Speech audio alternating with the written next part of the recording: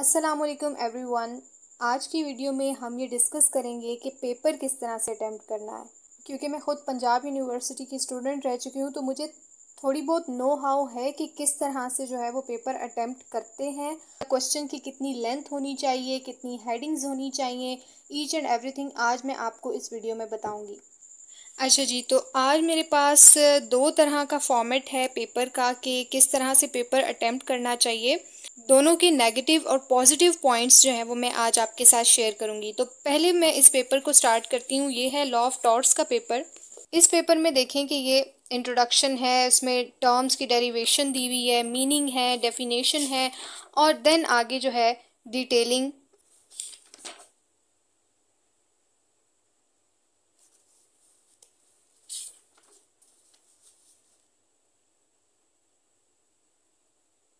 अच्छा जी, तो सबसे पहली बात ये कि अगर आपके पास पेपर आ जाता है तो दोनों तरफ मार्जिन लाइन होनी चाहिए। मार्जिन लाइन आपने लगानी है। उसके बाद दूसरा पॉइंट इसमें यह है कि हेडिंग्स होनी चाहिए। पंजाब यूनिवर्सिटी की ये डिमांड है कि आपके पास क्वेश्चन में हेडिंग्स हों और आपका पेपर में प्रेजेंटेशन बहुत अच्छी हो। अब ये है कि अगर सवाल पेपर में आ जाता है तो हम किस तरह से उसको अटैम्प्ट करें। ये क्वेश्चन पेपर है, आपने देख लिया कि मुझे इसमें से जो है ये सवाल आते हैं, आपने उनको टिक मार्क कर लिया, उनका आपने देख लिया कि मुझे कौन सा बहुत अच्छा सवाल आता है। 10 सवाल दिए होते हैं, आपने उसमें से 5 सवाल अटैम्प्ट करने होते हैं। तो आपने देखना है कि आपको जो बहुत अच्छे सवाल आते हैं वो आपने पहले, दूसरे और 5वें नंबर पे एडजस्ट करने हैं और जो आपको इतने अच्छे नहीं आते वो आपने तीसरे या चौथे नंबर पे आपने उसको ले जाना है जो है, बट उसको आपने प्रेजेंट इस तरह से करना है कि आपको बहुत आता है और आपने उसमें बहुत ज़्यादा लिखा है। तो लगना नहीं चाहिए खाली खाली पेपर है। नहीं भी आता तो कुछ ना कुछ ज़रूर लिखें। आपको उस सवाल से रिलेटेड अगर जो चीज़ उसने पूछी है नहीं आती और उसके अलावा आपको कुछ पता है उस सवाल के बारे में तो आप वो लिख दें, बट आप उसकी लेंथ कंप्लीट करें क्वेश्चन की। और इस तरह से नहीं लगना चाहिए कि सेंटर से जो है वो पेपर खाली है क्योंकि आपको तीसरा सवाल नहीं आता। ऐसा नहीं होना चाहिए, पेपर भरा भरा ही लगना चाहिए। अब देखें, इसमें ये पहला सवाल उन्होंने पूछा है तो किस तरह से अटेम्प्ट किया गया है इस सवाल को। क्वेश्चन नंबर 1, उसमें उन्होंने क्वेश्चन कंप्लीट नहीं लिखा, क्वेश्चन नंबर 1 की उन्होंने हेडिंग दे दी है। अच्छा, अब जो नंबरिंग क्वेश्चन पेपर पे दी गई है वही नंबरिंग आपने पेपर पे लिखनी है। ये नहीं है कि आप अपनी तरफ से कोई नंबरिंग दे रहे हैं। जो नंबरिंग क्वेश्चन पेपर पे क्वेश्चन के साथ दी गई है आपने वही नंबरिंग लिखनी है उसके ऊपर, चाहे वो क्वेश्चन आप लास्ट पे अटेम्प्ट करो या फर्स्ट पे। क्वेश्चन नंबर 1 लिख दिया, पूरा क्वेश्चन नहीं लिखा, उससे इंप्रेशन जो है वो बुरा पड़ता है क्योंकि वो सारा नीला नीला लगना शुरू हो जाता है। तो आपने जस्ट क्वेश्चन नंबर 1 लिखा, अब टॉपिक आपने लिख दिया है। अब दूसरे पॉइंट पे आ जाता है इंट्रोडक्शन। अगर आप ये लाइंस नीचे लगाना चाहते हो या नहीं लगाना चाहते ये आप पे डिपेंड करता है, बट इससे कोई हर्ज नहीं होता और ना ही पेपर में इतना टाइम होता है क्योंकि बहुत डिटेल्ड पेपर होता है और इतना टाइम नहीं होता। Introduction, relevant provision, meaning, definition और कॉन्क्लूजन जो है वो किसी भी क्वेश्चन के बहुत इंपॉर्टेंट पार्ट है। अगर आपने किसी क्वेश्चन में कंक्लूजन नहीं लिखा तो आपका क्वेश्चन इनकम्प्लीट समझा जाता है और समझा जाता है कि आपने पूरा नहीं लिखा, चाहे वो आपने पूरा ही क्यों ना कर दिया अपनी तरफ से। लेकिन आपने इंट्रोडक्शन से शुरू करना है, उसके बाद आपने रेलेवेंट प्रोविजन, क्रॉस रेफरेंस और मीनिंग, डेफिनेशन के बाद आप जो उन्होंने मेन पॉइंट पूछा है वो चीज़ लिखें और आप उसको कंक्लूजन में कंक्लूड कर दें। ये चीज़ है इस पेपर की। अगर मैं बात करूं, ऑल्दो प्रेजेंटेशन अच्छी है क्योंकि इसमें प्रॉपरली हेडिंग्स हैं, इसमें इस तरह से की पॉइंट्स बनाए हुए हैं, बुलेट्स बनाए हुए हैं। ये देखें,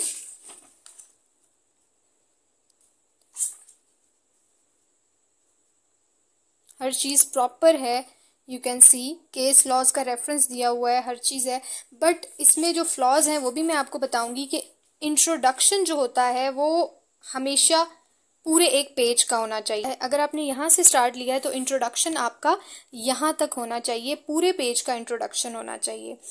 दूसरे पेज पे relevant provision, meaning, definition add कर सकते हो और नेक्स्ट जो है वो अपने टॉपिक को कंटिन्यू कर सकते हो।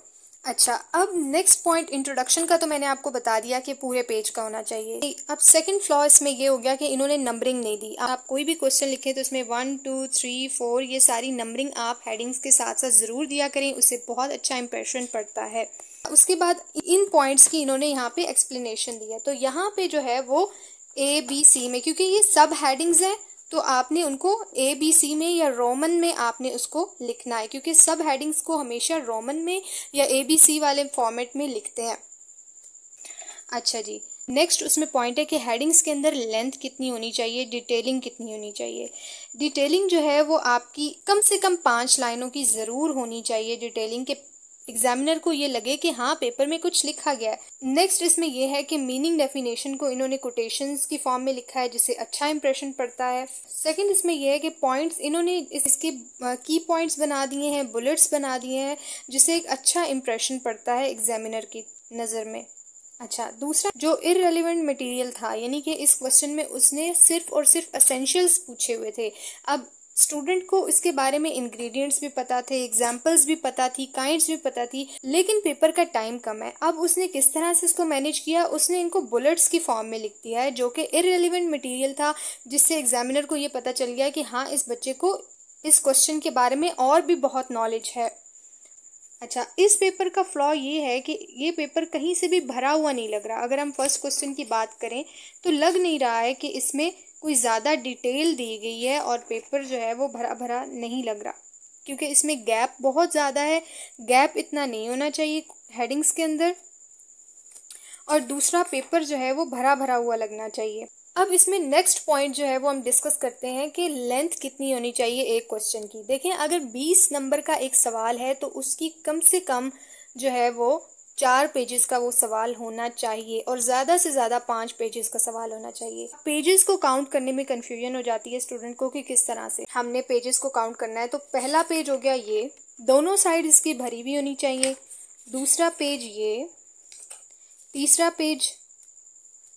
पेज ये, और चौथा पेज ये, यानी कि ये जो 4 पेजेस हैं ये फुल डिटेल्ड होने चाहिए आपके पेपर में, तब जाके आपको वो 20 में से नंबर देगा। और मैक्सिमम आपने 5वां, ज़्यादा भी अगर आपको आता है तो 5वां पेज इसमें ऐड कर ले, यानी कि इन 5 पेजेस से ज़्यादा आप लेंथ ना दें, इतना पेपर में टाइम नहीं होता। कभी स्टूडेंट्स ऐसे करते हैं कि पहला सवाल जो है वो 8-8, 9-9 पेजेस पे ले जाते हैं, जो कि वेस्ट ऑफ टाइम है। नंबर आपको 20 ही मिलने। फिर ऐसा होता है कि अगर आप पहला सवाल इतना अच्छा लिख रहे हो तो फिर आपका बाकी क्वेश्चंस का भी उससे कंपटीशन बन जाता है। एग्जामिनर को होता है कि इसने पहला सवाल इतना अच्छा लिखा है तो ये बाकी भी उतनी ही लेंथ का उतना ही अच्छा लिखेगा।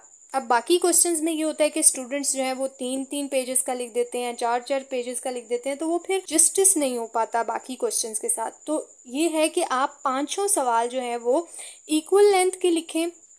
दूसरा ये कि हेडिंग्स के अंदर इस तरह से गैप मत छोड़ें, और डिटेल्ड पेपर भरा हुआ लगना चाहिए, इस तरह से खाली खाली पेपर नहीं लगना चाहिए। अच्छा जी, अब मैं आपको एक और क्वेश्चन की इसमें एग्जांपल देती हूँ। ये मेरे पास एक क्वेश्चन है, ये LLB पार्ट 5 में से ये क्वेश्चन है। इसको आप देख लें और उस पेपर को आपने देखा है। वो पेपर जो है ऑल्दो उसमें प्रेजेंटेशन अच्छी थी, हेडिंग्स थी, बुलेट्स थे, ईच एंड एवरीथिंग, बट वो पेपर भरा हुआ नहीं लग रहा था। वो पंजाब यूनिवर्सिटी की रिक्वायरमेंट पे पूरा नहीं उतरता। आप ये नहीं है कि हेडिंग्स को सजा सजा के लिखो, डिज़ाइन बना बना के लिखो और अंदर आप कुछ मटेरियल नहीं लिख रहे हो, ये चीज़ नहीं होनी चाहिए।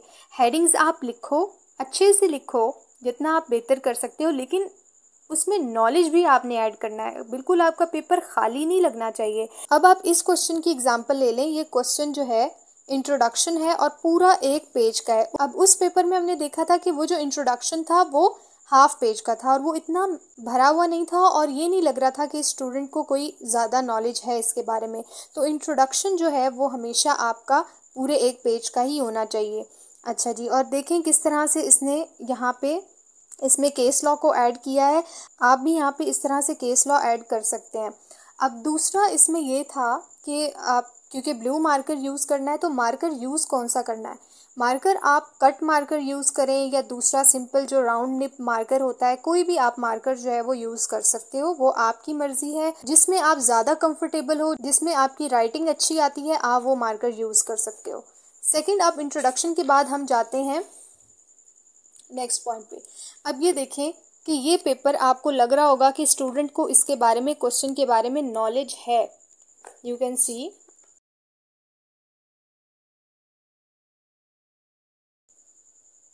ये देखें अच्छा, ऑल्दो इसमें राइटिंग नहीं अच्छी है, स्टूडेंट की राइटिंग अच्छी नहीं है, बट इसमें नॉलेज है। पहले वाले पेपर में ये था कि बहुत ज़्यादा जो है वो लाइंस छोड़ी गई थी और बहुत ज़्यादा लाइंस जो है वो वेस्ट की गई थी। इसमें इतनी ज़्यादा लाइंस वेस्ट नहीं की गई, सिर्फ ज़रूरत के तहत जिस तरह यहाँ पे उन्होंने छोड़ी है, ताकि पेपर जो है बिल्कुल ही बीच में एक दूसरे के बीच में घुसा घुसा हुआ ना फील हो। तो इस तरह से इन्होंने ये हेडिंग्स, अब इसका भी ये फ्लॉ है कि इन्होंने भी नंबरिंग नहीं की हुई है। अब हेडिंग्स की बात कर लेते हैं कि हेडिंग्स कितनी होनी चाहिए। अगर किसी सवाल की हेडिंग्स बहुत ज़्यादा बन रही हैं तो आप मैक्सिमम 15 हेडिंग्स, 15 से 20 तक आप हेडिंग्स रखें और उसके बाद उसको कंक्लूड कर दें। और एक और अहम बात ये है कि आप 5 के 5 सवाल अटेम्प्ट करके आएँ। अगर आपको कोई सवाल नहीं भी आता तो आप उसको फिर भी टच करें, उसको ज़रूर आप अटेम्प्ट करें, क्योंकि जो चीज़ आपने नहीं लिखी उसके नंबर तो आपको बिल्कुल भी नहीं मिलने हैं। लेकिन जो चीज़ आपने लिखी है, अटेम्प्ट की है, चाहे वो गलत ही सही, उसके कहीं ना कहीं आपको नंबर मिलने की फिर भी चांसेस होते हैं। दूसरी बात ये कि आपको टाइम मैनेज करना आता हो। ये नहीं कि आप पहले 3 क्वेश्चन में ही सारे 3 घंटे लगा दें और बाकी क्वेश्चंस के लिए आपके पास टाइम ना बचे। जो पहला सवाल है वो अमूमन जो है वो 50 मिनट तक या 1 घंटे तक ज़रूर ही जाता होता है हर स्टूडेंट का, क्योंकि तब हमारा माइंड इतना काम नहीं कर रहा होता और हम जो है वो मटेरियल अपने माइंड में ला रहे होते हैं, कोशिश कर रहे होते हैं कि चीज़ें गैदर कर सकें। तो कोशिश फिर भी करें कि 35-40 मिनट्स तक आप पहला सवाल वाइंड अप कर लें और उसके बाद बाकी क्वेश्चंस को आप इक्वली टाइम दें और टाइम को मैनेज करना आपको आना चाहिए। और ये चीज़ मैं आपको बार बार कह रही हूँ कि 5 के 5 सवाल आप ज़रूर अटेम्प्ट करें। आपको नहीं भी आता बट आप लिखें ज़रूर, छोड़ के नहीं आए। हेडिंग्स बनाएं, अच्छी सी हेडिंग्स बनाएं, पेपर आपका भरा हुआ लगना चाहिए और डिज़ाइनिंग वगैरह करने में ज़्यादा टाइम वेस्ट मत करें, क्योंकि उनको जो है वो आपकी डिज़ाइनिंग नहीं बल्कि नॉलेज चाहिए।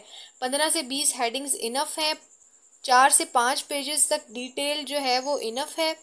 और दूसरा ये कि रेलिवेंट सेक्शंस आपने हर क्वेश्चन में ज़रूर लिखने हैं, क्योंकि उससे बहुत अच्छा इंप्रेशन पड़ता है। आप लॉ के स्टूडेंट हो और आप रेलिवेंट सेक्शन ना लिख के आए तो ये तो बात जो है वो अच्छी नहीं है।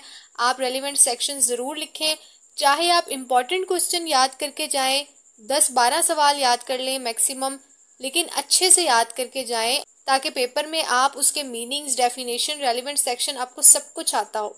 बाकी good luck for your exams. उम्मीद है आज का टॉपिक जो है वो आपके लिए काफ़ी हेल्पफुल होगा। आज की वीडियो अगर आपके लिए ज़रा सी भी फ़ायदेमंद रही हो तो अपने दोस्तों के साथ उसको ज़रूर शेयर कीजिए, चैनल को सब्सक्राइब कीजिए, वीडियो को लाइक कीजिए। दोबारा मिलते हैं किसी नेक्स्ट इन्फॉर्मेटिव वीडियो के साथ, तब तक के लिए अल्लाह हाफिज़।